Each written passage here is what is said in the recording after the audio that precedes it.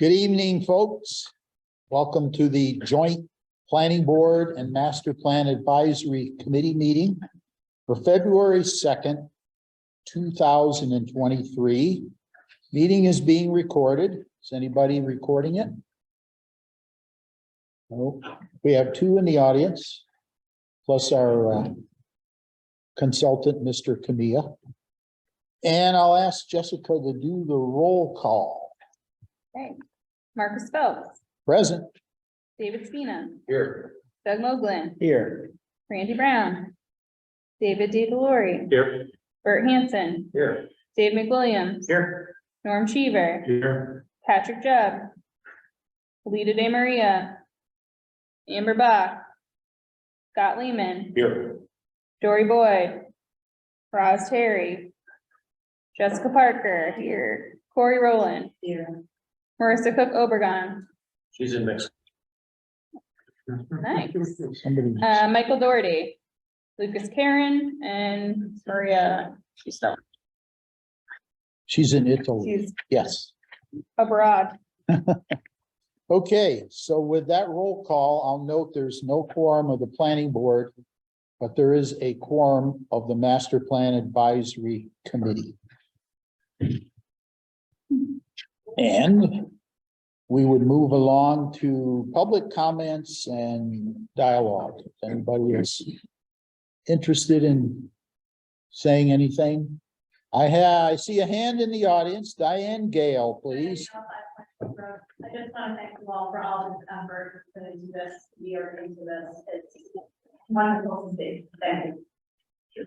Well, thank you, thank you. You are welcome. We should just go home after that. Yeah, okay. Do I hear a motion? Do I hear? Seemed all well worth it.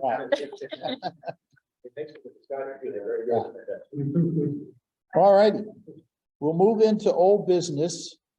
Update on the focus groups and the meeting schedule that has been happening. John, I guess I'd ask you to say a few good words. Sure. Let's do our math. I think, was it before the last meeting that the cultural and historical, focus group? No, that No. was last week. Yeah. So that's the first one. Yep. So since the last meeting, we did hold the vibrant discussion with the cultural and historical resources focus group. And then today we moved ahead to the economic development focus group. And so we've got a few others waiting in the wing, but waiting to schedule. How many people showed up? Without looking at this number, roughly call it 10 attendees, 8 to 10. That's about right, Marcus? Yeah, we had 8 today at the economic development. And at the historical, another one there. Yeah, we had about 6 or 7. Yeah. Yeah. And it was facilitated by the some staff from Pioneer Valley Planning Commission. So they had a set of questions that they handed out in advance to kind of get people talking. Although there were some moments of silence. I mean, there was some dead air time after a question was asked. But yeah, I went to both of them, and I mean, historical, of course, we have a lot of places in town that are of a certain era, vintage. The one thing that came up that was interesting, I guess, to me, and maybe I just wasn't aware of it, was the interest in barns and the iconic tobacco barns that are around the town. And, you know, is there some way to protect them, reuse them, some kind of adaptive reuse? You know, how creative can someone be in utilizing those? Was that driven by some of the activity that's gone on around here, like in Suffield? And I think Suffield, there was just a couple of barns torn down. Well, where they put the Amazon facility. Oh, yeah, yeah, the Amazon, There, those ones, and then there's ones right on, I think it was right I think it's Route 20 the other end, on the Suffield side. Maybe it They're might pretty be, might be unique. You Grand. don't see them in other parts of the. No, I know. It's funny because Ken and I were literally talking about barns at our call on Tuesday, so Oh. I'll have a little bit to Interesting. address about that. And then the cultural side, of course, we had some of the activities, the concerts and festivals and events that do occur. The art show is kind of a annual event that comes up, and some of the other activities that go on. So it was a good exchange, and the Pioneer Valley Planning Commission, they'll be writing it up. And of course, it'll influence the technical paper too. I asked Lee Hamburg, who's a well-known historian in town, to look over that technical paper as far as some of the early history of Southwick, kind of pull it together. So hopefully that'll work out. And then the economic development one, this morning, about 2.5 hours, I guess it was. And well, Scott, you were there. Yeah. Yeah, I was at both, actually. I was. Oh, that's right, because you have fortunate to be on both. the library, yeah. If you had not participated in one of the focus groups as a member of the Master Plan Advisory Committee, if there's still time, do so. It was a lively discussion. I learned an awful lot about the town at both meetings. And it was great, great dialogue with everyone. I think the correct question from Pioneer Valley, perfect for what we were trying to extrapolate for information. But they went very well and they were run very well. Can I chime in with a couple of things? Yes, go ahead, Bert, sure. As you know, there was a lot of discussion about agricultural business and economic development there. And I was very interested that there were comments that were similar to what came up in our farmers forum a few weeks ago, where the businesses wanted to see more support from it.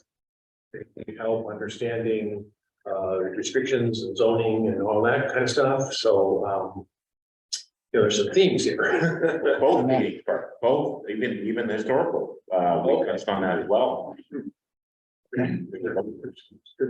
And to Scott's point and Bert's point, probably tomorrow or the day after, both of those should be uploaded. I'll make sure they're put on the YouTube site, so anyone that wasn't able to attend in person can watch the recording of it.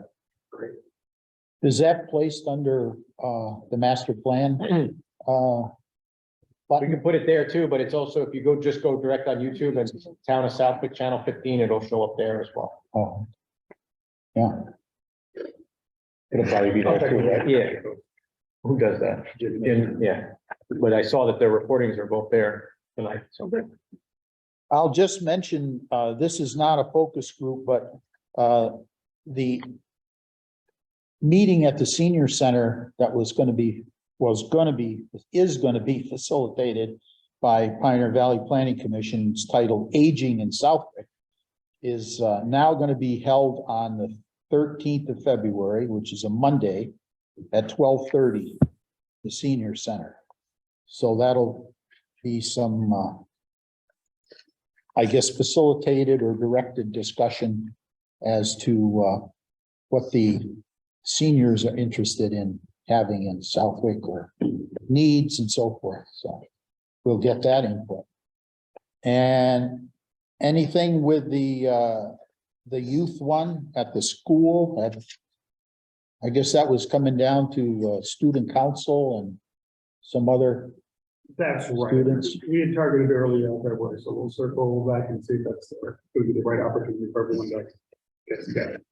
And we have posted these so the public can sit in, listen, whatever, and then make comments at the end. And there was, I think, one person who commented today after the economic one was over, and it was great, John, that, you offered that Well, to be as a fair- reminder, I'll reminder that, this group, and I suppose a lot of other town boards, commissions have made participation a priority. That was, a statement that's in the announcement when it goes up, say, hey, this is an internal discussion, but the public's welcome to comment, I'd be grateful. So it was fruitful, That is their date on the student one. not yet. Okay, I might wanna pop into that one. Right, I'll make sure that, Or at least- not only the groups informed, but keep the other group. Okay, the next item is, to review the draft vision and goal statements. Corey has worked that up and we had a sample or a draft last meeting and hopefully a few Revised. people commented and anyway, Corey. John, can you I think we should be good. show that up? Oh, you want me to fire it up? Yeah, great. Yeah. Do you want me to use the mic or because we're? Yeah, try the mic still. So it gets on the recording better. Okay, Yeah, great. so, a handful of people sent their thoughts, edits. Sometimes they were just thoughts and questions, other times they were edits, so thank you for that. Some didn't come in till yesterday, so I threw this together last night. Would you mind throwing the PowerPoint up, John? It'd be easier to see. So what I did is a couple of things. One is I included the actual redraft from some folks, but then I took the liberty of trying to combine them all, taking the best of all of the feedback. Sometimes using the exact words, sometimes using the spirit of what the person was wanting to convey so that it all flowed together. And still trying to keep it roughly the same length. Some of them were, they had really good thoughts and ideas, but they were super long. And also, same thing with those sort of goals, the strategic goals that were also included. Some really good edits on that one. I was enjoying actually reading those, thinking, oh, I wish I worded it that way. So I'd like to go over that with you all today.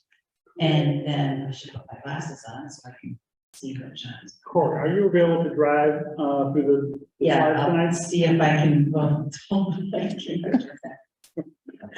Yeah, I'm sorry, I forget that somehow about giving our system this. Oh, I've got it open, I just want to be able to share.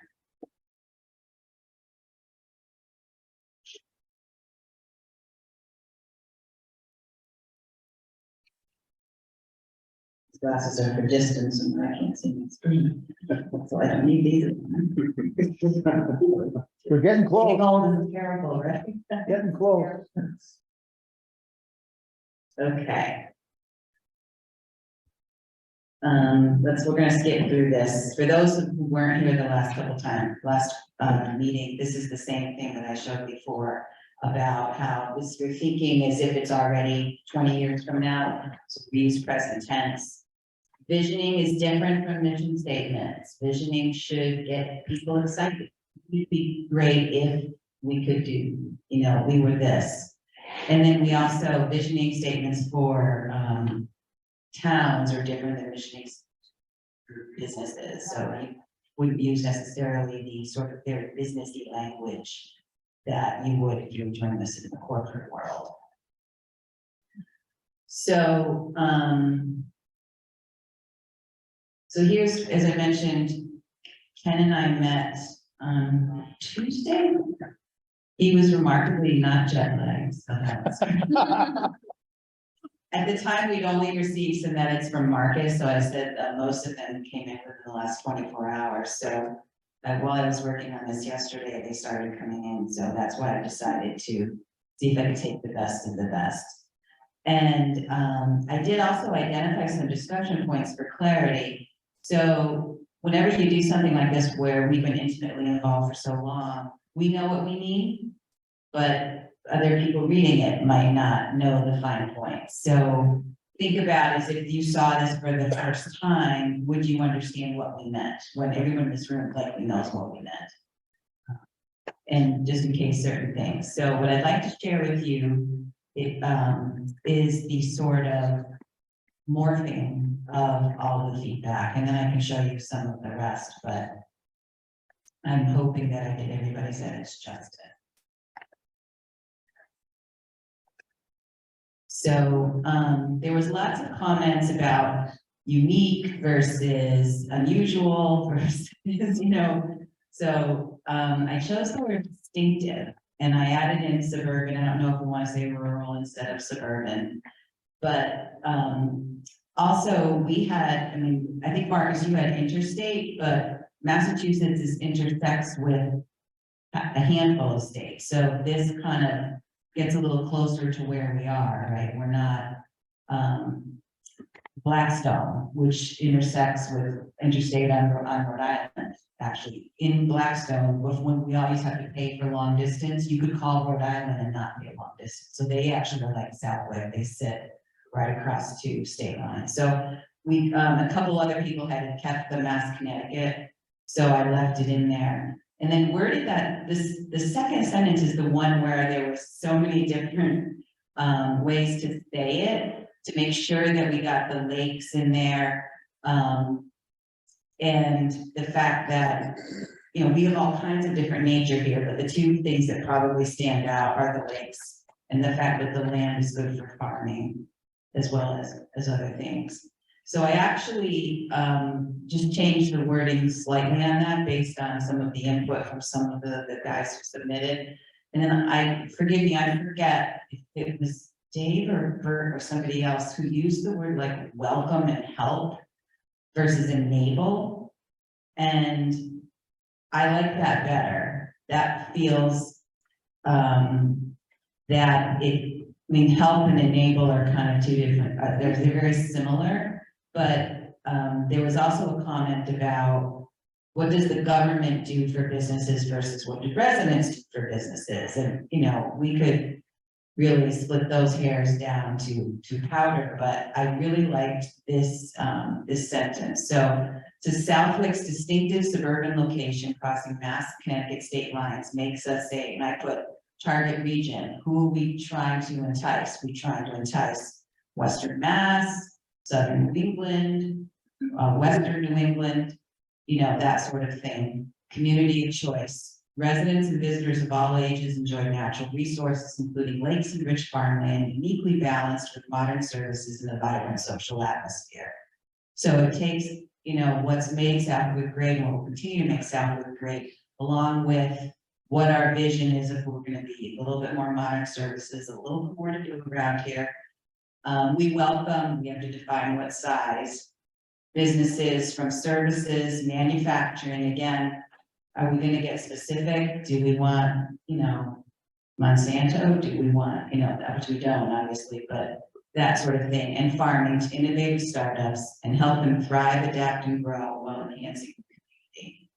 So we think that touches on what makes this, if you look at the examples that we got from other towns, this you really can kind of picture, it's a vision statement, so picture, right? You kind of know exactly where we are. We're not just anywhere in Western Massachusetts. We're that funky little hanging Chad. I just dated myself, but that dips into Connecticut. And the fact that, guess what? We have lakes where many of the other communities in Western Mass don't, but you can also farm here. But we aren't just staying where this old, rural town that I think is on the other side of that. And it's a place where people actually want to come and live. So are we looking to kind of fill in the blanks tonight? Yeah, so it's where I have discussed is, do we need to find, if you guys are comfortable with where this is going versus going through 4 different versions of. I tried to do that for us, is kind of take in the best of what I received. And sort of now start to get a little specific. What are we visioning in terms of businesses here? So that we pretty much, it's not a line in the sand, that's a little too strong, but it sort of gives scope for future planning boards and boards of select people and even businesses coming in that hey, these businesses, we welcome you, we want you to come here. But if you're this huge manufacturing company, maybe not. So we do, the things in brackets are scope, right? What is the scope of our vision in terms of the type of businesses that we want to attract?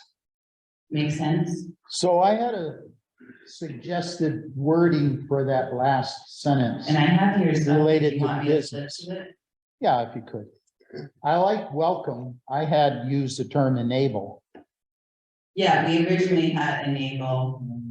So this was yours with a little blended with our old one. So I was calling out some specific types of businesses. So Yeah. we enable businesses from services, manufacturing, farming, and innovative startups Right, and then to we. thrive, adapt, and grow while enhancing the community. Yeah, we have businesses, services, so I'll go back up.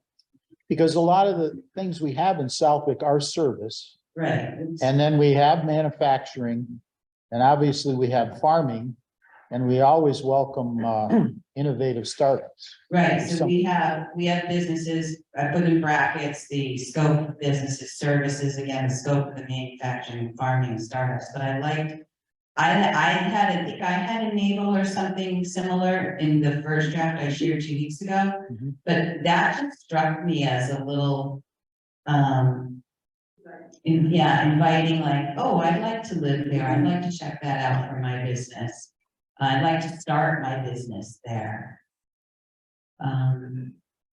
So you looking for terms like small to mid-size? Yeah, so mid-market? if you guys like this as a starting point, then then what types of businesses, if we're gonna say manufacturing. Size or scope, so now we wanna scope it. By scope, I mean. What's our boundaries, thank you. I have worked 9.5 hour days. I'm telling Dave, I do this for a living, so to come here and have to do this, it just sort of feels like a longer workday. In that way, we can say that our vision is to grow and to modernize and change without losing the core of who we are. But how far do we grow? So that's what I mean by scope. One quick thing on the economic development focus group Would you thing. use the microphone just because it's there? On the economic development focus group today, in terms of the manufacturing side, there are a lot of comments about light industry and light manufacturing, so maybe that's a word. That's a good idea. I'll make a note here rather than trying to like to forward sharing.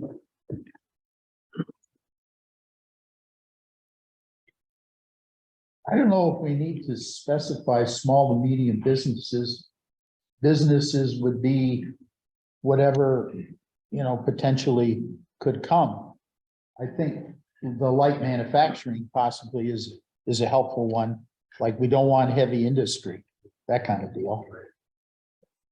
My recollection from doing all the number crunching, was a question 11 maybe, which is like, what kind of development might be?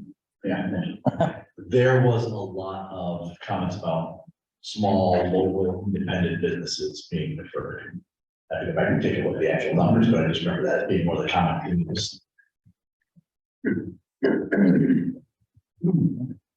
And I do also remember quite a bit of discussion about manufacturing, if we are covering size in the first line, then I think manufacturing is covered by that, but there was also a big commentary about, not heavy industry. Yeah, the size and size. Do we want, can we say local, because we actually had, I forget the other word, I think I had small and then the next version, I would had local when I met with Ken on Tuesday. The one thing about local is we have lots of non-local businesses here, right? CVS, Walgreens, the dollar stores, all of those, even Stop and Shop. Hitachi Comart? Hitachi Comart? Yeah. Yeah, there's plenty of businesses that are great businesses in town. Wouldn't we like, yeah, satellite locations of national businesses as long as they're of a certain size? So that one, that's probably the one I struggle with the most, was how do we define the businesses without seeming like, and one's gonna come say, oh, I'm not in your vision, so therefore I can't reach out. But again, we should at least kind of put some boundaries on it. I just had one, I think the word suburban, I like semi-rural or would be more apropos, I think. When I think suburban in this area, I think West Springfield. And I think we're not that, and a lot of discourse has been, we don't want Southwick to become West Springfield. We don't want it to look like Riverdale Road came up all the time, it still comes up all the time. And then I just wanted to reiterate that point about when we spoke at the end of the last meeting, and again, the same thing is with when, if you have a business that wants to come to town, I think we've gotten very good at, I couldn't define it, but I know it when I see it. And it's really hard, but I think it's something we have to get our arms around. I think if you say, it'd be great if we had, everybody had a local business that had X number of employees up to this and did this. But the reality is, like, if you take a Hitachi Comark right at the corner of Hudson Drive and Beating Hills Road. They probably have, I don't know how many employees they have right now, somewhere between 50 and 100. Nice quiet business, not a lot of traffic, not a lot of this, not a lot of that. But they make HD TV transmitters for about every television station in the country and around the world. Most people don't even know they're there because they just, you drive by it every day and don't even know it. But would we want another one of those if something like that came to town? I would say probably, yeah, but that doesn't fit within the description of what we're talking about. And would we take using a Monsanto as an example, if they had a small research office for a division in their group that was going to site somewhere in the industrial park with 60 employees and they're doing research and development. Would we want that? That probably at least have a discourse about it. But I struggled with it since we spoke, what was it, 2 weeks ago or 3 weeks ago, that how do you do it? And it goes back to the old. U.S. Census defines a small business 1,500 employees or less. So you have 1,500. What if we just had smaller instead of the small to medium, because that's kind of generic and open, but it tends to make you think not big. Oh, yeah. Smaller businesses. I like the term mid-size versus medium. Just throwing it out there, small to mid-sized businesses. I don't think we need to say local because not all businesses are local, so I would keep that out of it. And just put light in front of manufacturing. I think it's a fine statement, except for the and between manufacturing and farming should be a comma. I was gonna put that as the old Oxford comma. I'm a big fan. I'm a big fan. I know, me too. So do we even have to identify the size of the business? Because I think the federal government definition is a lot different than most of us would think. Yeah. I don't think it's necessary. I mean, if the parcels that are available left in town for development or moving into aren't going to support a 1,500 person business, I don't think that's relevant. To say small to medium, and again, it's very subjective. I think everybody in this room probably has a different number what small to medium is. And then do we have to stick with manufacturing?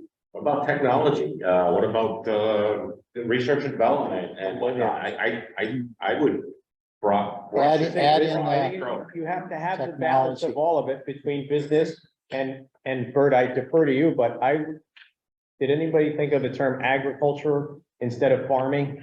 Because there's all kinds of ancillary things that orbit the sun around farming that are beneficial to it.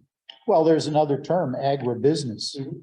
But we already have businesses but there's others, agriculture instead of farming. Yeah, Both are apropos, but I like that. Just when I read it. instead of farming, agriculture would be good. But I defer to the designated rep on that, but I think we're narrowing in on it. absolutely. And it isn't actually, don't get rid of it. I could use the Oxford comma after farming, but Thank you. it's the from and the to, right? From services, manufacturing and farming to. So in other words, from this end of the spectrum to that end of the spectrum. Sorry. maybe you put the technology in, on the two, other side of the two. You know, farming two, you know, the technology kind of stuff. Research and development, you don't want to get too wordy. Technology, I think, and innovative, R&D could be considered innovative.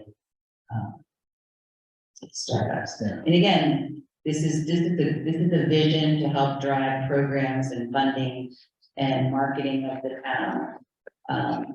It's not a, you know, we said this in 2023, therefore your business cannot be sovereign. So we're going back to what Doug said, instead of suburban up Right, at the so beginning, I'll we say. repeat what we. Yeah. So Southwick's distinctive rural location crossing Mass Connecticut state lines makes us a, so need that, community of choice. Residents and visitors of all ages enjoy natural resources, including lakes and rich farmland, uniquely balanced with modern services and a vibrant social atmosphere. We welcome. Did we ever decide on that? Small to mid-sized businesses, from services like manufacturing and agriculture to technology and innovative startups, and help them thrive, adapt, and grow while enhancing the community. Our community or the. Oh, make it possessive. Yeah. And I think Doug, in the beginning though, didn't you say semi-rural? Semi-rural. Semi-rural, Semi-rural. because it's a tough one to, you know, just, we're rural, no, we're suburban, yeah, but. Well, actually, Doug and I talked about that at the end too, right? Now, rural, people think Granville. Right, that's exactly the discussion. What Southwick was, you know, 50 years ago is Granville, right? But, or even Tallinn, but, and the other piece is, did anybody give any thought, and I apologize for coming in a little late on this, is crossing MACT state line? Southern New England? I would just say, you know, maybe this is the point to bring the jog into this, you know, located in the jog, you know, or something like that to, because that's the unique characteristic of Yeah, Southwick. the job, I lived in Agawam for up until I moved to South, I had no idea what the job was. The This thing is that our bothered chance. me, Here's your chance. Yeah, but you have to market it before you know people, it's a little slangy. I think. What if 10 years from now, the next generation decides to call it something else, right? the thing that bothered me was having that MA Well, slash. no, that's just Corey's shorthand, I can. Yeah, and it doesn't Oh, cross. but if you write it out, it's long. It's Right. That's long, why I so- thought interstate Yeah, is, so you always, you know. think, everybody thinks highway, I think highway, right? When Yeah. you say interstate, and then when you say crossing, I also seems to infer to me that Southwick now exists in Connecticut and Massachusetts. So I think that's why we have to try to isolate out the jog, and even, you know, when you get to the lake, you could say, you know, mention Congamon in specific, because it is very specific, you know, that's an identifier of the town. For, you know, Norm, you holding the microphone. I am holding the mic. And you are speaking into the microphone. I was thinking, we'll talk about manufacturing and.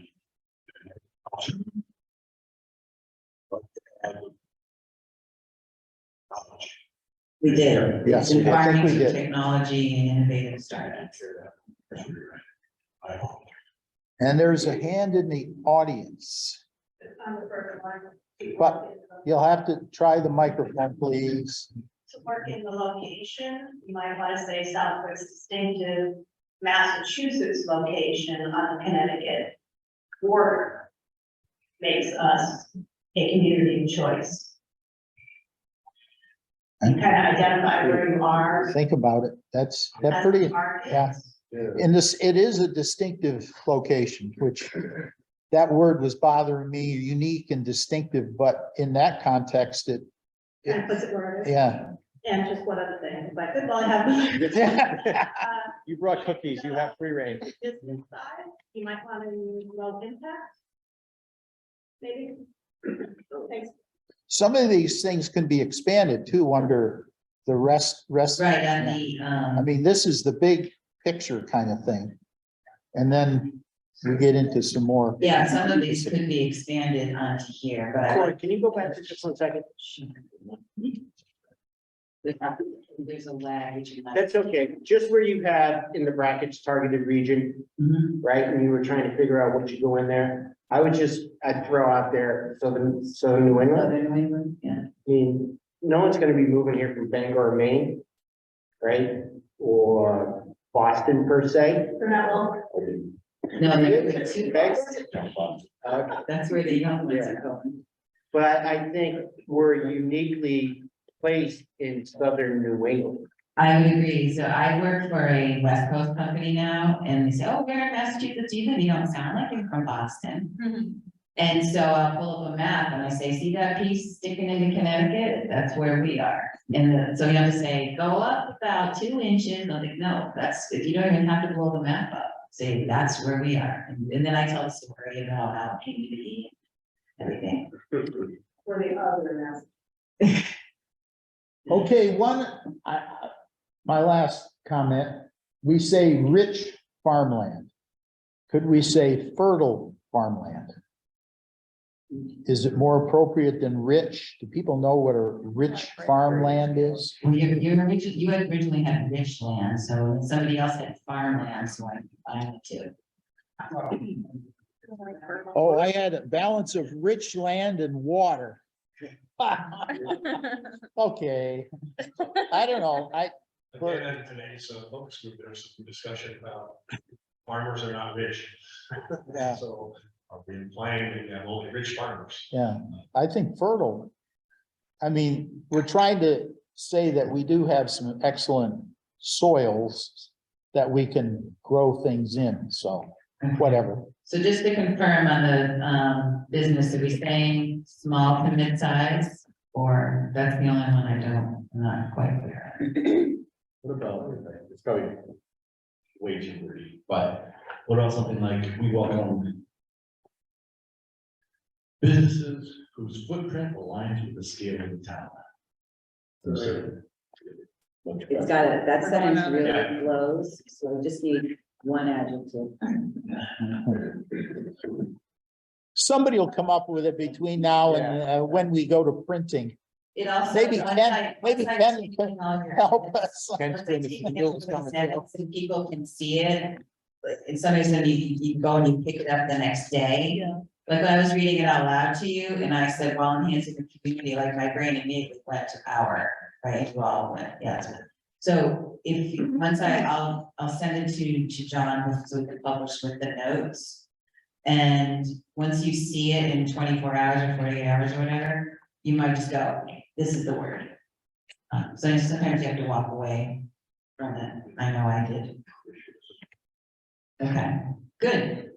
So is everyone like comfortable with I got a page of edits here. Is everyone comfortable with kind of that's Yep. where we're gonna go from there? So then, it'll pop up in a second. These were the themes that we got a little more specific. These incorporate the input from several people again, who also participate in the vision. So increased reasons for people to live, work, and play in Southwick, from housing types, modern amenities, to economic opportunities in schools, and more social options. That might be able to be broken out into 2 sentences. And then the town this one had like 4 different versions that I got for this bullet. The town is prepared to mitigate environmental challenges from water supply stabilization. Thank you, whoever threw that word in there, that made a lot of sense. To promoting adaptable farming.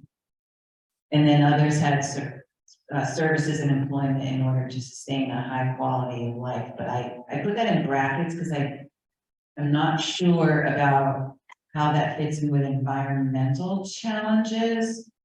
Or does it belong somewhere else? And then same thing with providing infrastructure upgrades that support businesses. So whatever we said on the vision, we'll put there. Inclusive of existing services to innovative startups, many of which do not exist today. So in other words, we're going to make sure that we support new businesses that come in, but not forget those that have already been thriving here. Improve or adapt infrastructure, utilities, and transportation services. Those should really be commas that will support an aging population, but also appeal to diverse millennial, Gen Z, and the next generation demographics. Identify and create committees to encourage beautification, modernization, unique services and social options within the region, and a corresponding marketing committee to ultimately increase awareness of the same through local market research and campaigns. Then this came in at the last meeting, build upon existing brand recognition. So we don't have a heck of a lot of brand recognition outside the region, but it was brought up that motocross is one of the things that is recognized as part of the brand recognition. And what are the complementary businesses and services and other things that we can build upon that? It's seasonal, but so are a lot of other towns do some really good seasonal work. And then it's really funny that you brought up barns, because I put this, are there any activities where lands and barns that are being renovated could become medium to high-end events? And there's two things that trigger this for me. One is, you put lots of comments in my head, Doug, that I think about between meetings. We talked about, I think you mentioned Simsbury. And I was thinking, well, Simsbury, to me, has a different reputation than Southwick to start. The one thing that Simsbury is kind of known for are these places where people go and have, there's Simsbury Inn, there's a second location that are all, it's like one of the destinations of choice for weddings, showers, Jack and Jill's, anniversary parties, if you're looking for something that is in different location, a little bit nicer than some of the other things. And then there's an article that I have that I'll read for, it's actually the second page of an article. Long story short, I have property in Florida, and there's a historical house that they actually moved to a better location near a small lake, nothing like Conklin. And they're currently renovating it to maintain the historical nature of it, but they're also adding like art programs for children, wedding and shower and high-end anniversary and a whole bunch of other things. And so I was reading the article from the region, and they went into great detail about what they're doing. And I was reading this, and I was like, we could do something like this with barns or other types of things that maybe aren't being used as barns anymore, but as we said at the beginning of the meeting, are unique, historical, very regional in terms of their appeal, sort of like covered bridges as you get further north. And so I don't know if that's belongs in the vision statement or more in the sort of the master plan about how, what types of things we're going to do and support. But if you're interested, again, this is the first page is all, what they did over the last couple of years, but this is the page describes about how they turned an old historical property that really wasn't being used very much to something that, after reading the article, I can't, I'm gonna check it out. We go by it all the time when we're down there.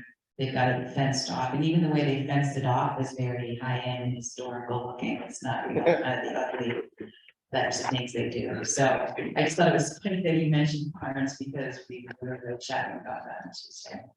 Also interesting, I know this is master planning, but tied to current events is the Church South College Highway, right, is now going to be repurposed to enhance the food bank, provide community space for, organizations that want to meet or have events and functions and so on and so forth. It's right in line with what you're talking about and that type of thing. And that's being done privately, but it's a great reuse of a facility that's a couple 100 years old, right? So. It's great, I didn't know that. Yeah. That second bullet, where you have in brackets, the services. And I think that's okay in there because in order to adapt, like for services, we need EV charging stations, Okay. in the future. So services are going to change, the need for different services over time between now and 2040. And employment, people are, going to have different opportunities, I guess, to work, especially with all the AI, artificial intelligence coming along, that's gonna do some interesting things to, I agree, I didn't Employment. get how that related to the employment related to environmental, but how about if I have the word relevant? Services and employment, if we want to tie it back to environmental.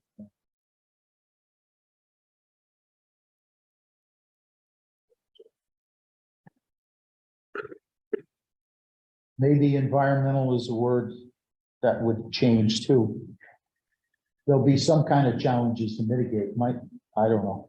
I guess we like to think that the environment is changing, it's gonna change. So how do we adapt to it? Yeah, there's in the whole environmental section of. We gotta grow different kinds of crops because Climate it's change. drier and warmer. Yeah, exactly. We're doing stuff on. Randy can speak to this even better than I, on other things that have been happening in town. And will continue to happen in town in preparation of, or to mitigate potential environmental challenges from. There's been some, Oh, you had a report, you did a study, or there was a study, right, that looked at,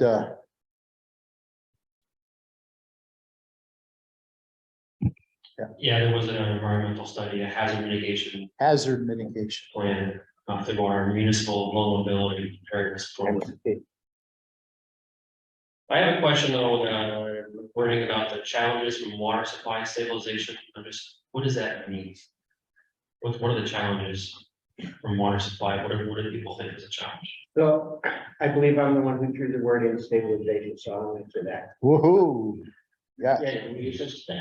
So, I mean, I think every year we go into the water ban, right? But that's hopefully short term, something that's gonna get resolved over time. But if you look at it, water supply is an issue all over the globe. It's not a Southwick issue, it's a global issue, right? And it's becoming the most precious resource on the planet. And I think as a community, we need to be forward thinking as to what we're going to do to protect and preserve our water supply.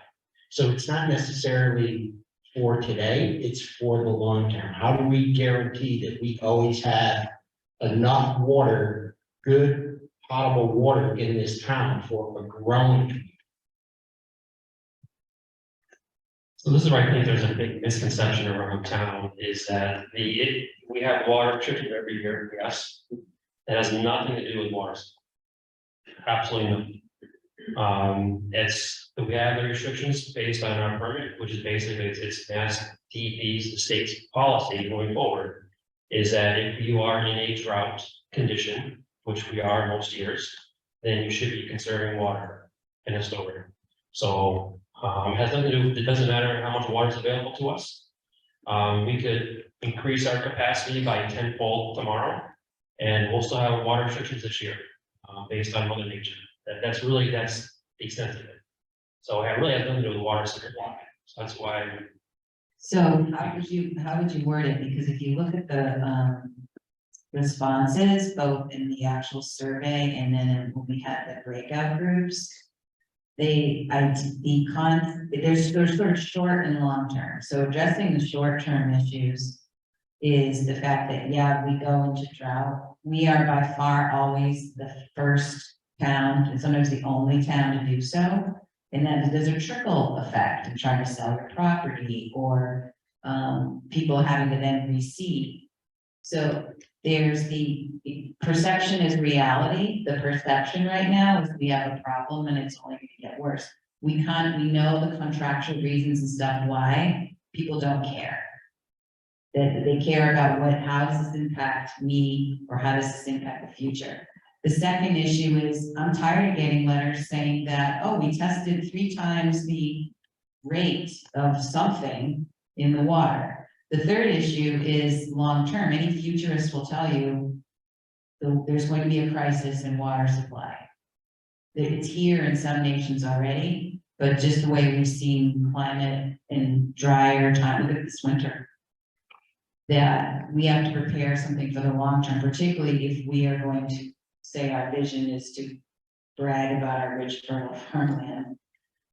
So there's immediate issues with, next 3 to 5 years, and then there's the 20-year issue. Because not everything we're going to solve for 2040, right? There's certain things we have to solve now, because otherwise will never get to the 2040 vision. There's phases, so. I wonder maybe if we need to there's word it differently, but this is an issue that came through with both quantified and qual, and, excuse me, quant and qual research we've done for the town. Can we use a word like reliability or reliable water supply? We need to think about it. I guess we need to move on. I just think for the reliable discussion. means we're not reliable. And I don't think that's the point. I think stabilization means we're always going to have a good water supply. All right, I think we'll maybe just. But I think that's- the perception is not reality, that's part of the issue. The reason we have restrictions every year is because of the way the state has ran this program. And I think you're gonna see actually a lot of changes this summer. The state has, just implemented some conditions that are gonna affect more towns in most towns in the state, not just Southwick. But if It it's just an so issue, happened we that could were work on kind it. of First in line when they started this. Yeah. If it's an issue, if it's not a environmental issue or a natural supply issue, and it's more of a governmental, political type thing, then there's opportunities to move on that as we come out of, as an implementation measure, Yeah. how, what do we need to do to stabilize it? And it may be fixing some things out of our town, whatever, you know what I mean? Yeah, even with the existing situations today, there are different ways to do it. I meant perception and reality is a figure of speech. You can tell someone, you can hand someone a 3-page article about what reality is, doesn't matter, that's not what they're experiencing. And so that's what came out in the surveys.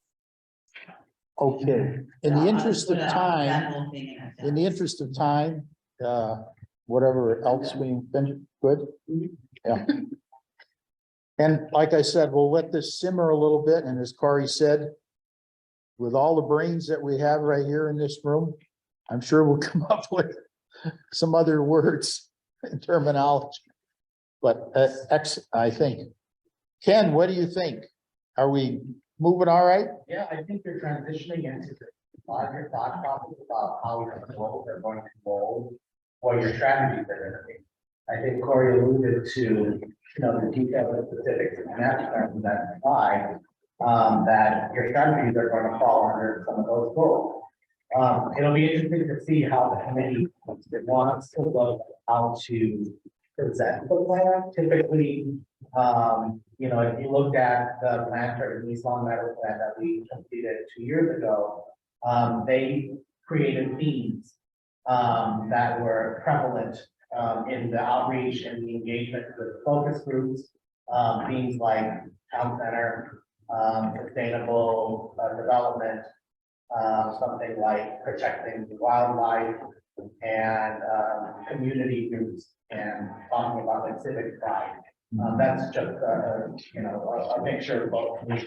So it'll be interesting, and how the committee wants the final product to look. Does it want to be presenting chapters of this is the land use chapter, this is the housing, this is economic development, or do you want it to read where your first couple of pages or your first 25 to 30 pages are talking about what the big issues are, summarizing the goals, providing a vision statement, and then the latter half is like the kind of more technical piece, which typically people don't read unless you really want to. I mean, your master plan at the end of the day is going to be that guidance document for those that come into contact with the town, saying, oh, this is what the town has adopted.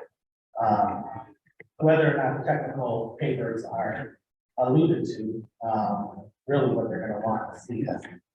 So you'll have to kind of guide us as to which way to go. I mean, if the powers that be, the state government or whatever is expecting a master plan, to be in a certain format, then I guess that's kind of the way we should fit the framework. But if we have latitude, then you could maybe provide us with 2 or 3 approaches, choices, whatever.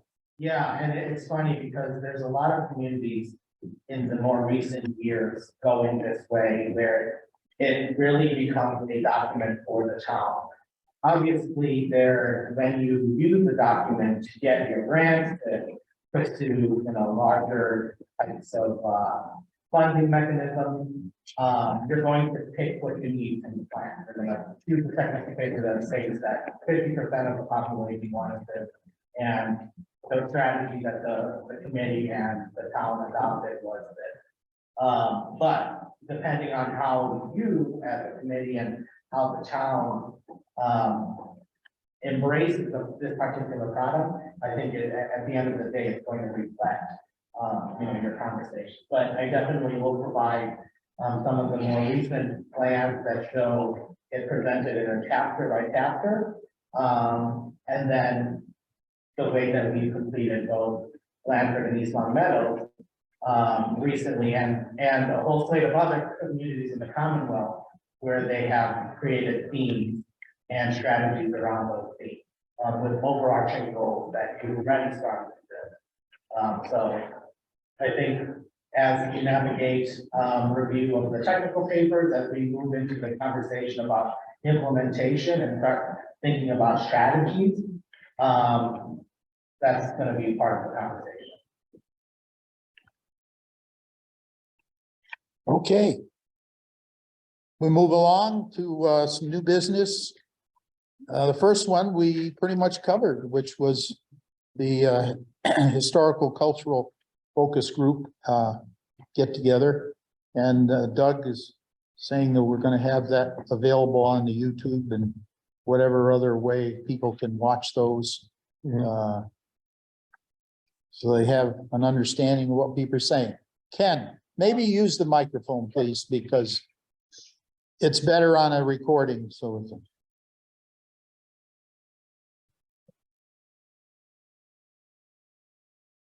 Okay. Yes. With regards to some of those other deliverables with the focus groups, my colleague who you met, Kyle Manel, who recently started at PVPC, has been taking the notes for those, so I'll provide those to the committee as well, in addition to the recordings.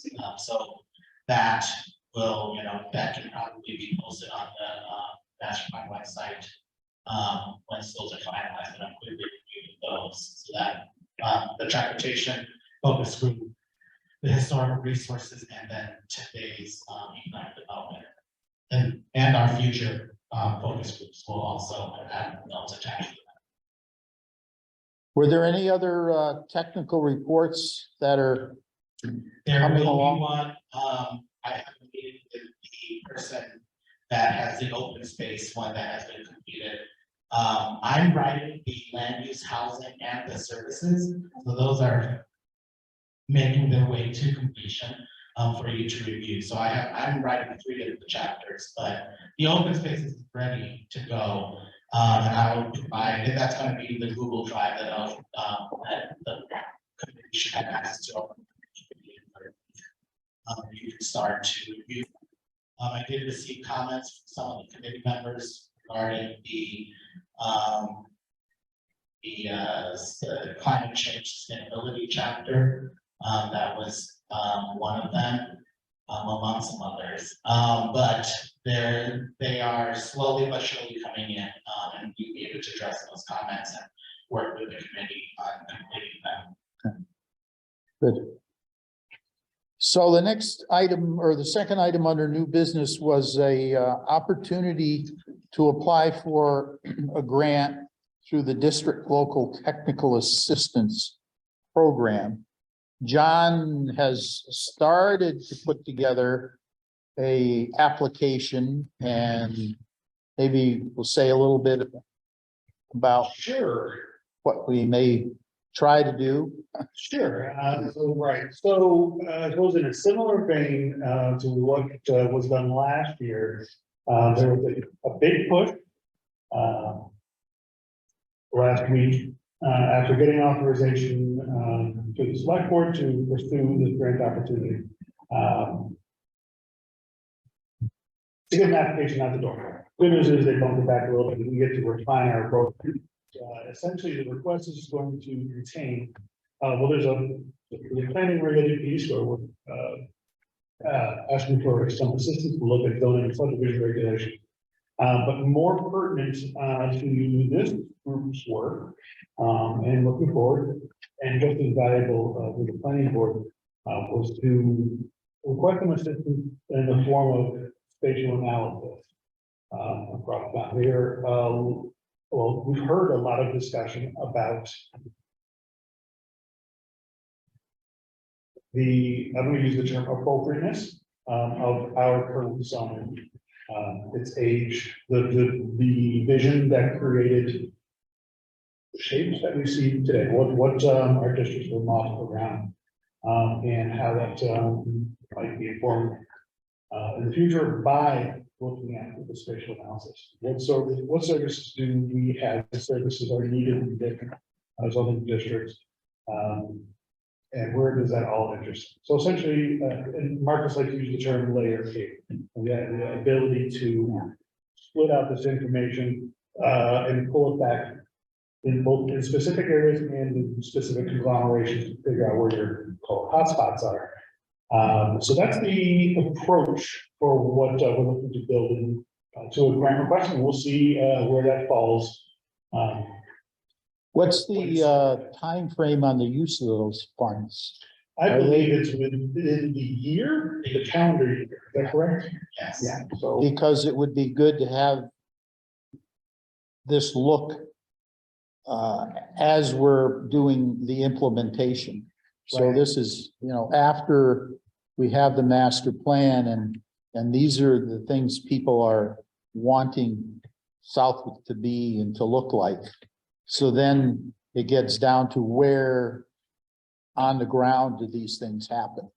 So you can use a geographic information system with layers, hence the layer cake idea, and put in these various information layers and combine and get a derived map, which would point out these are some places that are suitable for the use you want the land to be put to, and or shows opportunities. So it's just a useful tool, and it's helpful for implementation, I would think, at least as we're trying to reconfigure things in the town.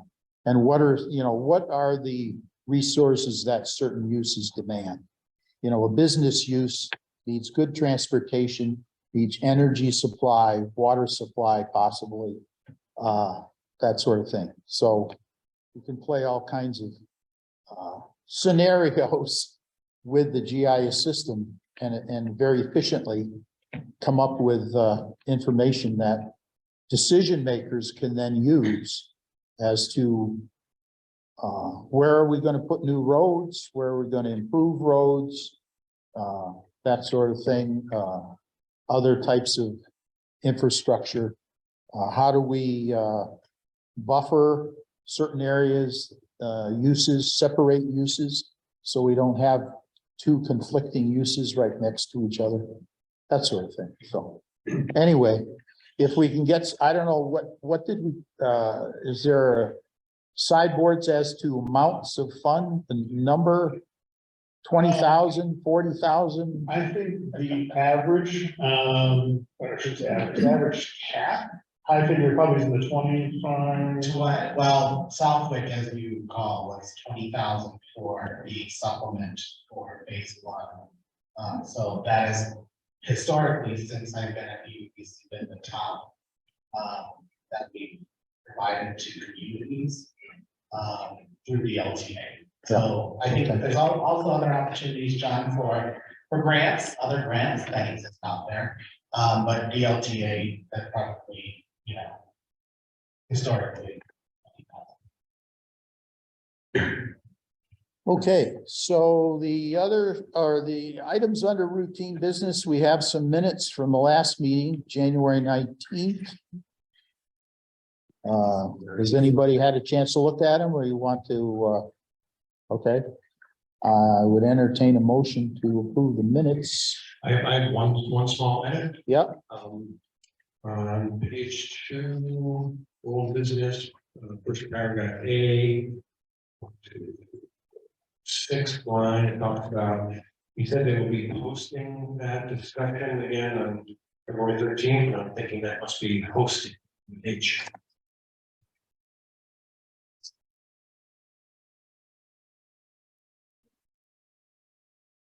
Pass the test. aha, motion instead of Vote to approve as amended.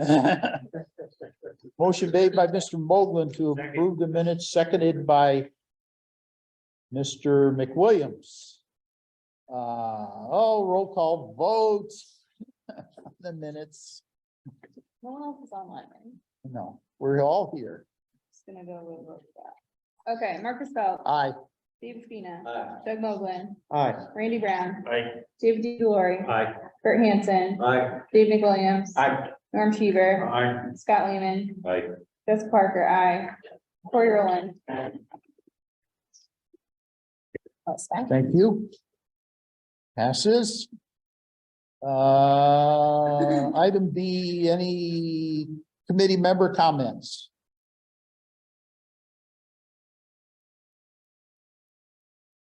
I was going to ask about technical papers, but we've already talked about that, so.